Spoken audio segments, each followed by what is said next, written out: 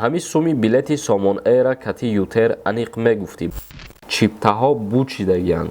Аз Somon Air аз шаҳри Душанбе ба Москва $349 дар бар мегирад. Салом дӯстон, сарпарасти шабакаи мо ширкати дорувории Даво мебошад. Ширкати Даво ба шумо доруҳои бо сифати баланд аз давлатҳои арабӣ ва Туркия пешниҳод месозад. Миноксидил барои баровардани риш ва мӯи сар мебошад. Самюнван бошад барои иштиҳо омадан ва барои вазн гирифтан мебошад. Эпимедиум паста барои зиёд кардани қувваи мардинагӣ ва дигар доруҳои гиёҳӣ шумо метавонед аз ширкати дорувории Даво дарёфт созед. Доставка ба ҳама шаҳрҳои Федератсияи Россия карда мешавад. Рақамҳо дар рӯи экран. Суроғаи ширкати Даво дар шаҳри Москва, кӯчаи Складочная, дом 1, строения 18, падези 8 ва ошёнаи 4 бо ширкати дорувории Даво бошед.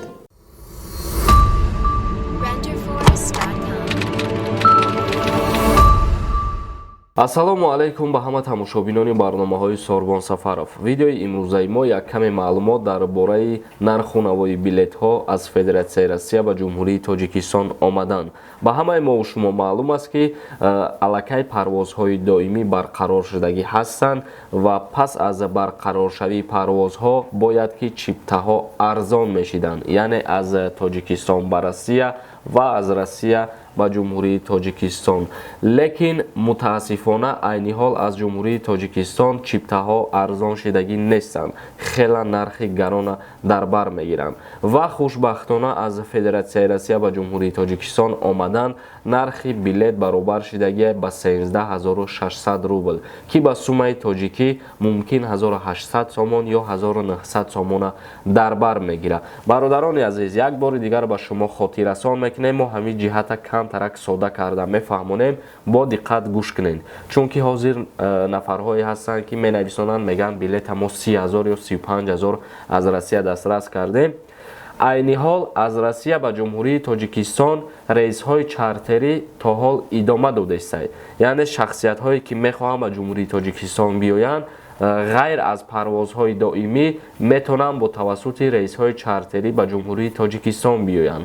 Лекин рейсҳои чартерӣ нарху навои билеташ қиматтарай 30000 рубла дар бар мегирад. Ва и 13600 рубле ки мо қайд кардем, и дар билетҳои парвозҳои мунтазама мо дар назар дорем. Яъне аз Ҷумҳурии Тоҷикистон аз шаҳри Душанбе ба Москва парвозҳои мунтазам барқарор шудагӣ ҳастанд.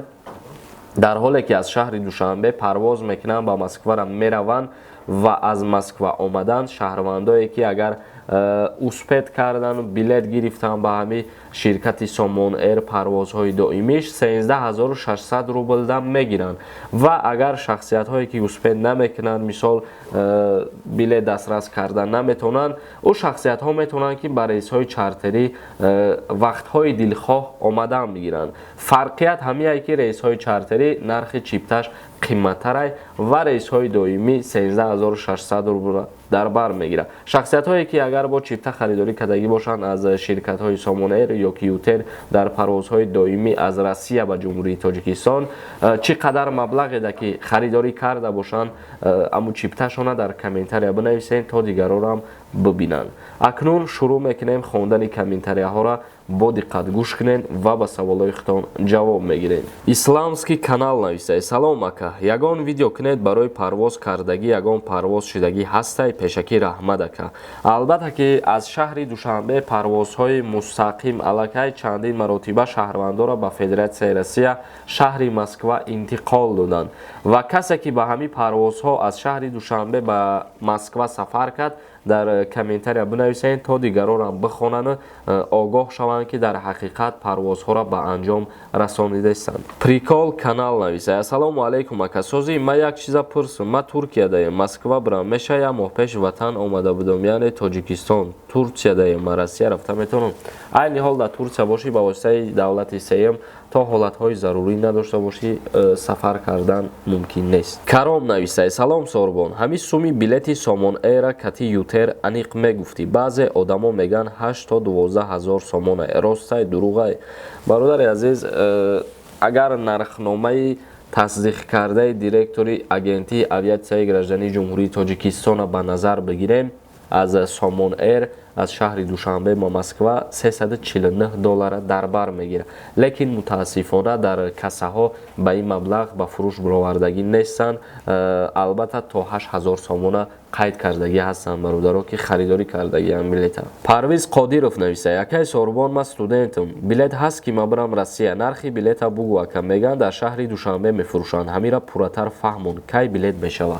بلیط فکر میکنم اگر از یگان ناحیه دوردست باشی برادر از ماه دیگر بیای خوبتره یا که بعد 20 ماه، چون که شرکت سامون ایر الکی خودش اعلان نموده بود که تا آخر همین ماه چیپته ها را فروختگی و البته که درست قید کردگی در شهر دوشنبه بلیط تنها میفروشند در کاسه طرف بازار زیلیانی. نسیم جان سفرов نویسه: یک التماس درباره اورالسکی авиалиния گپ زن، без основания میتونیم через کلاب بریم. متاسفانه نمیشود через کلاب без основания رفته. فایزیeva نویسه: التماس اکاجان با من جواب میدادید، من چی طور به روسیه روم؟ دوشنبه رفتم میگویند بلیط نیست، از خوجان رفتن نمیشود میگویند. آخر من یک سال شد راه انتظارم، بچم روسیه دا ماندگی.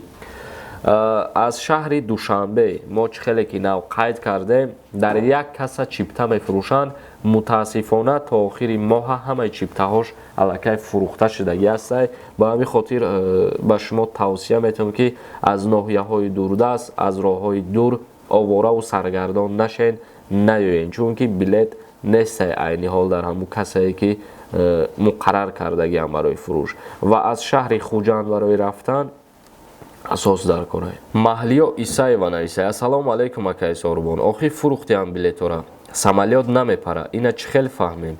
من در مسکو وید نجی تلسوا دارم، بچه ها ما آورده نمیتونم، همین خیلی با اخلاص فقط سخنهای شما با باور میکردم، لیکن самолет نمیپرد. برای چی؟ اپاین یا که خواهر самолет ها پروازهای خچانه به انجام رسانیده ایستن، لیکن چه خیلی که ما علاکه چندم برای گفته استیم چیپته ها بوچیدگیان برای فروش چیپته نیست عینی حال. در همین شبکه های اینترنتی بدروین تماشا کنین در نزد اویاکاسا چندین شهروندای جمهوری تاجیکستان جمع شدگیان تا چیپته خریداری کنن، ولی متاسفانه تا آخری ماه همه چیپته ها فروخته شدگی هستند. همون شخصیت هایی که چیپته خریداری کردگیان اووا با فدراسیون روسیه پرواز کرده رفته استیم با توسط شرکت های سامون ایر و یوتیر. فیروزه نویسه: سلام اکای سوربون، التماس در سوال ما جواب دهید. من بلیط گرفتم، پاسپورتی روسیایی داشته باشی بلیط میفروشیم میگن، راسته؟ شرکت اورالسکی авиалиния تنها به همین سخن گفتگی شما تعلق داره، یعنی شهروندی روسیه را داشته باشین شما چیپته خریداری میکنین از شهر خوجان میتونین که به فدراسیون روسیه انتقال یابین. حسین نویسه: سلام، راه ها کشوده شدن یا کی نه؟ نرخی بلیط ها را انیق میتونین؟ گفته رحمت: البته که راه ها کشوده شدگی هستن، الکی امروز 10 روز شد که پرواز ها برقرار شدگیان و نرخی بلیط ها فکر میکنم الکی که به همه معلومه و گفتن ما هم شرط نیست دیگه، چون که بسیار گفتیم و الکی به همه معلومه که چقدر مبلغ در بر میگیره، یعنی خیلی مبلغی کلانه ای. برادران عزیز ویدیو ما را جمع بس میکنیم. اگر یگان سوال دیگر داشته باشین در کامنتری سوالاتون بنویسین و در کانال یوریستی جی ابونه شدن فراموش نمیکنین. خداوند همه ما و شما را نگهبان باشه تا برنامه های نو.